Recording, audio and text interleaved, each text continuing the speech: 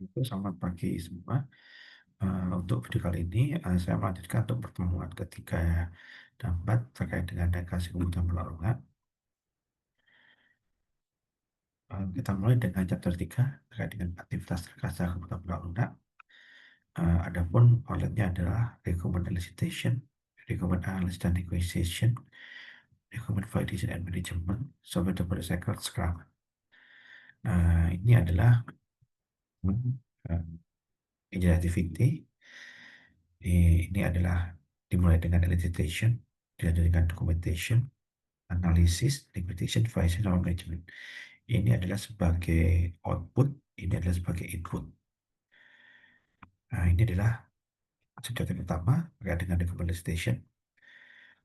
Kenapa kita memiliki pekerjaan yang dilakukan pengujian dan bagaimana mereka dapat menggunakan baru untuk membantu itu.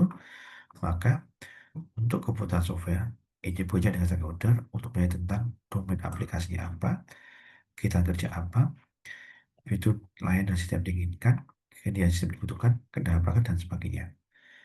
Ini adalah prosesnya, di mana kita punya uh, requirement, kebutuhan requirementnya, kita klasifikasi dan kita organisasi, kita prioritaskan dan klasifikasikan dan specification, di mana ini adalah kebutuhan perangkat digunakan bersama antara kementerian dan stakeholder. Ini terjadi lawan conflict of interest. Nah, ini adalah detail masing-masing tadi. Di sini adalah gimana berinteraksi dengan pokok kepentingan untuk menentukan kebutuhan mereka. Ini adalah mengambil kumpulan kebutuhan, tidak struktur, merupakan terkait dan mengatur ke dalam kelas yang sesuai. Ini terkait dengan kebutuhan, setelah menyelesaikan konflik kebutuhan organisasi. Ini adalah mendokumentasikan dari apa yang sudah kita kumpulkan dalam bentuk draft dokumen, eh, bisa informal di dalam tulis atau wiki atau dan sebagainya. Ini yang masa terjadi tidak mengetahui apa yang diinginkan, tidak mengetahui implikasinya, berbeda dalam pencariannya, terus tidak semua stakeholder hadir, lingkungan ekonomi bisnis tambah adanya konflik politik. Nah, ini adalah solusi yang kita bisa gunakan pakai project management tool, Jira, Trello, Workcard, Skenario, Story, sama text base. Ini adalah contohnya, kita pakai Kanban, kita punya fase-fasenya.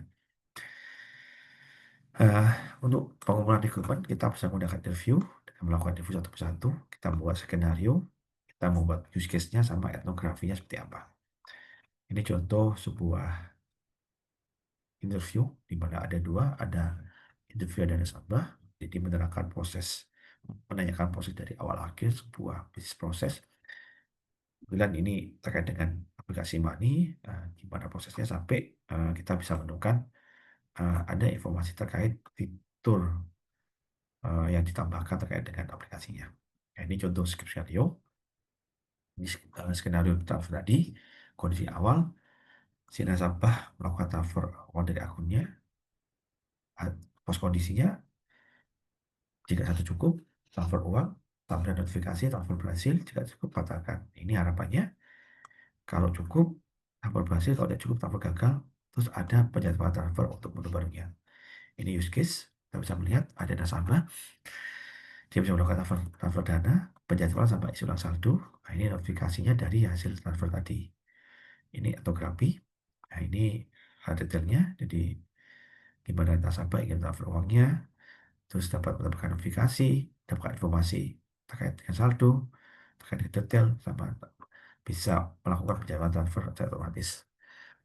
Ini terkait dengan analysis dan negotiation. Jadi, di RK ini fokus pada riset dokumen yang didokumentasikan dalam story terkait dengan proses verifikasi, prioritas, revenue, mengasih usaha, waktu, dapat melibatkan berbagai konseptual, dapat menghasilkan justifikasi, prioritasi. Rekomendasi adalah butuhnya apa, konsistensinya apa, terus konfliknya apa, rekomendasinya apa. Ini proses analisisnya, ambiguitasnya seperti apa, definisinya apa, sama cost effort analisisnya seperti apa. Ambiguity adalah untuk mengurangi kesalahpahaman terkait dengan kebutuhan yang menyebabkan inkonsistensi, ketidaksesuaian, duplikasi, kesalahpaham terkait dengan faktornya, mayoritas solusi, menggunakan bantuan AS dan metodologi. Ini ambiguity-nya, kita bisa pakai leksikal, sintaktik, semantik, parametrik. Kita bisa melihat tabelnya. Ini contoh dari ambiguity. Eh, ini ada kata poinnya, data terhapus, data tersebut dapat kembali, data apa yang dimaksud, dapat dipertanggungjawabkan, menurunkan, kriterianya seperti apa, paket ditawarkan, aktif, seperti apa kemampuannya, dependensi analitis, untuk prediksi kerakitan antara kebutuhan pelanggan lunak satu yang lain, untuk estimasi kompetitif perangkat, bisa pakai model BPN, UML, sama iGoal. Ini contohnya, kita bisa melihat ada transfer fund, ada notification, ada cek account balance, ada kondisi, bisa transfer, tidak bisa transfer. Nah, nah, ini contoh juga. Nah, ini use case-nya seperti ini. Ini cost-nya, jadi ini biaya, jadi yang dibutuhkan saat menerapkannya. Ini contoh sederhana pembuatan kaos. Kita bisa melihat ada, kita lihat, jadi kita bisa melihat dimensinya seperti apa, effortnya sama story point-nya. Ini contoh analisisnya. Ini adalah effortnya masing-masing dari masing-masing uh, user. Kita bisa lihat. Nah, ini permasalahan yang sering terjadi, ambiguities combination system. Nah, ini adalah problem yang sering muncul. Nah, ini terkait dengan validation management. Jadi, awalnya adalah kita mengetahui suatu problem, kita menginisial requirement, adanya perubahan sama waktu seperti apa. Ini mengacu pada manajemen perubahan, bisa dalam bentuk test case, acceptance test, prototype, sama requirement review. Eh, Mengapa terjadi perubahan? Peran sertanya stakeholder, terkait dengan market dan condition, teknologi dan kompetitor, sama feedback. Jadi kita awalnya jelas sebagai identification, posisinya seperti apa, kita mentris sama tool spotnya apa, kita di problem, kita analisa, kita rubah, kita implementasikan, kita revisi. Nah, ini terkait dengan SDLC pakai Scrum. Jadi fundamentalnya adalah gimana kita membuka certification terkait dengan perangkat lunak dan batas operasional, performa seperti apa, pelanggan lunak, notifikasi dan harus produksi, validation, di validasi memastikan bahwa yang program yang diinginkan sama pelanggan lunaknya seperti apa. Ini ya sudah kebahas, eh, mungkin sudah dibahas di mata kuliah rekayasa PLA, ini yang kita bisa fokuskan. Nah, ini perencanaan. Jadi kenapa PNJ itu belum mengetahui apa yang akan terjadi dan apakah suatu proyek mungkin mau kebutuhannya. Ini diusulkan untuk mengatur agar berbantuan dengan masyarakat, terus dapat melihat prosesnya seperti apa. Makanya dibutuhkan Scrum Agile Mentor, di mana fungsi Scrum Master itu adalah mengganti nama dari Project Manager, tapi fungsinya seperti ini. Nah, ini Scrum Process, kita punya Product Owner, Product Vision, menghasilkan produk backlog, terus kita punya planning meeting, kita punya sprint backlog yang dikerjakan dev team, di mana ada development up, terus menjadi development. Ini seorang product owner, tidak individu ada kelompok, tugasnya adalah mengenai fitur peserta produk, memprioritas pengembangan, mencoba kelak, memberi produk dapat jadi pelanggan, tapi juga jadi manajer proyek perusahaan perangkat. Ini produk project adalah ada to-do list apa yang harus dikerjakan, visi fitur-fitur untuk perangkat lunak, eh, eh, bisa dalam bentuk arsitektur atau dokumentasi penggunanya. Nah, ini sprint di mana ini dikerjakan, di mana diawasi oleh Scrum Master. Scrum Master sudah ada memastikan bahwa proses Scrum diikuti dan menutup bila seluruh perusahaan untuk memastikan bahwa sistem tidak dialihkan. Dev team adalah orang yang mengembangkan, bertanggung jawab untuk mengembangkan perangkat lunak dan dokumen. Nah, ini sprint backlog adalah rencana yang gambaran hitam yang terlihat dari yang dilakukan. Sprint backlog diperbaiki setiap hari, makanya biasanya ada namanya Scrum hari atau daily stand up. Nah, ini contoh eh, produk backlog, ada sprint dibagi. Ini dalam bentuk Kanban kita bisa melihat tasknya apa, sampai sejauh mana, dan apa yang sudah selesai. Nah, ini dari Scrum kita untuk memeriksa kemajuan sprint goal, biasanya 15 menit. Jadi di sini ada kita berdiskusi terkait dengan progresnya seperti apa. Nah, ini gambaran jelasnya, kita bisa melihat ya. Ini ini nanti tugasnya di, dikumpulkan, nanti saya upload ya. Oke, ini yang dari ketiga, untuk materi yang keempat, pertemuan empat. Hmm,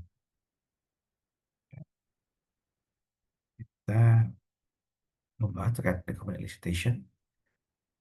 Jadi ada proses seleksi kebutuhan, ada sumber kebutuhan, metode analisis kebutuhan, ada mencari konflik kebutuhan, di mana satu adalah proses analisis kebutuhan.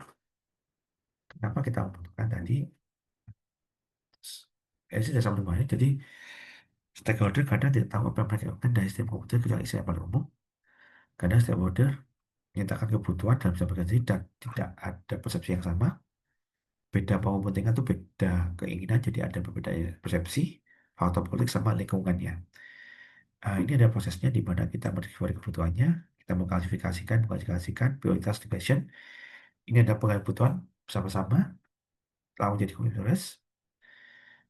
Nah, ini terkait suggestion terkait dengan sama proses. Kita gunakan bahasa yang dan diagram sederhana. Kita kelompokkan informasi mengaku atau perluan saja secara teratur agar kita bisa komunikasi dengan bagus. Ini sumber kebutuhan. Eh, Sumber kebutuhan bisa dari stakeholder, individu, entitas, organisasi yang berkepentingan, dokumen dari dokumen yang ada dalam suatu perusahaan. Jadi kita bisa mereview, atau dari pihak eksternal yang terlibat dalam bisnis itu.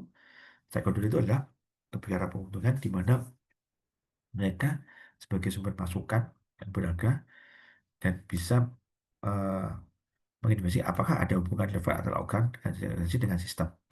Stakeholder adalah tidak ada teknik standar untuk mengidentifikasi, jadi itu lebih kembali ke masing-masing orangnya gimana kita berkomunikasi dengan stakeholdernya. Yang jelas eh, ini kita harus bisa menggali banyak informasi dari stakeholder. Ini stakeholder, contoh-contohnya. Jadi menjaga hubungan baik dengan penting adalah kunci mendapat info relevan terkait dengan integratif, kesetujuan, dan sama.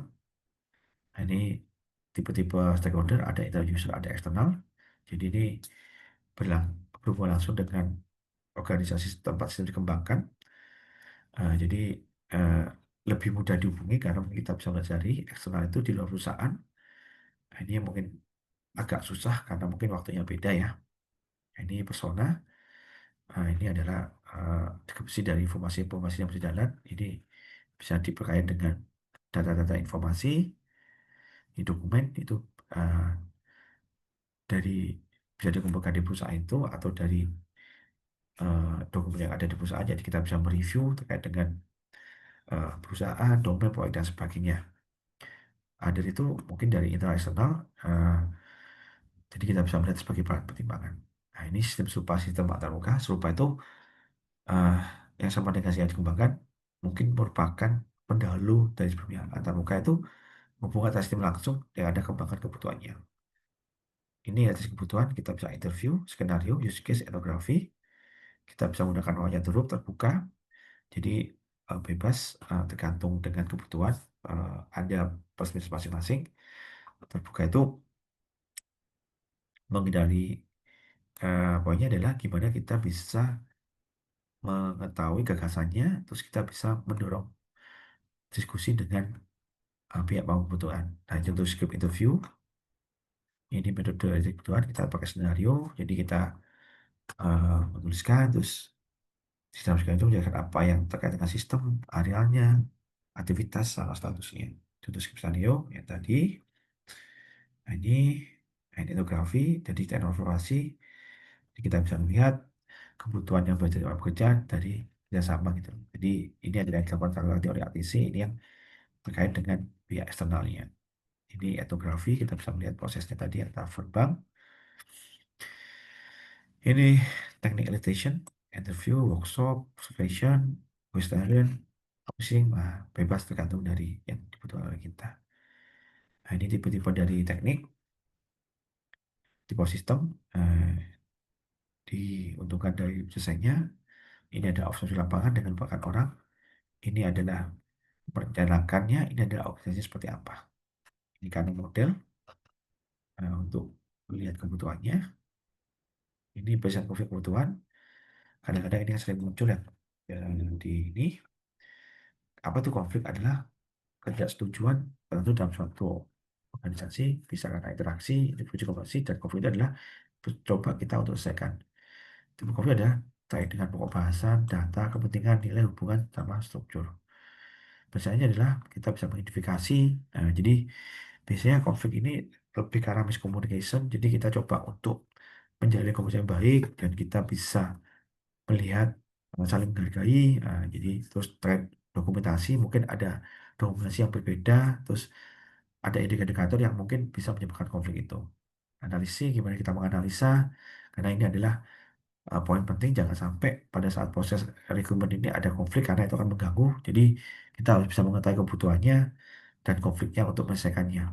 Dan solusinya adalah eh, kita bisa duduk bareng, bisa diskusi ya, ya untuk menyelesaikan masalah-masalah yang ada. Ini dokumennya, ini dokumen itu perlu dilakukan di mana kita bisa mengenai asumsi konflik misalnya, potensialnya, kendalanya, persiapan penghapusan, sama dokumentasinya. Nah, ini ada tekniknya, bisa persetujuan, bisa kompromis, bisa voting, bisa varian. Ini yang studi kasus yang mungkin nanti dikerjakan, nanti saya input di Elitar. Ini kita mandiri. Oke, mungkin itu yang bisa saya sampaikan untuk hari ini. Kurang lebih maaf ya. Mohon maaf. Nanti kalau ada pertanyaan silakan dikirim di WhatsApp. Saya kiri. Wassalamualaikum warahmatullahi wabarakatuh. Kita ketemu di video berikutnya. Terima kasih.